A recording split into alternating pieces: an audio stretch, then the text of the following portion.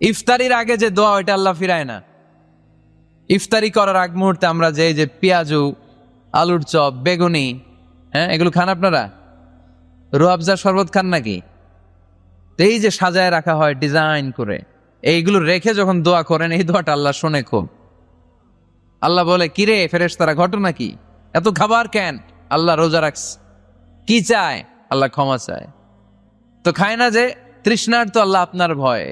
আমারে দেখছে না, আল্লাহ আপনারা দেখে নাই। জান্নাত দেখে নাই, আমার জাহান্নাম দেখেছে আল্লাহ কিন্তু জানে। তারপরে ফেরেশতাদের মুখ থেকে বের করা হবে। সুবহানাল্লাহ পড়েন। আমার জাহান্নাম দেখেছি কিনা বলো। ফেরেশতারা বলে না, জাহান্নাম দেখে নাই। আমার জান্নাত দেখেছে কিনা বলো, জান্নাতও দেখে নাই।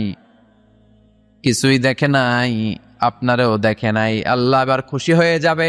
আমার খুশির জন্য, আমার ভয়ে তৃষ্ণার্ত ক্ষুধার্ত সামনে খাবার হাত বাড়ালেই খেতে পারে, গ্লাসটা তুললেই পান করতে পারে, আমার ভয়ে খায় না। আমার ক্ষমা চায়, আমার কাছে ক্ষমা প্রার্থনা করে। এখন আমার বান্দা যা দোয়া করবে, বান্দার সব দোয়া আমি কবুল করে নেব।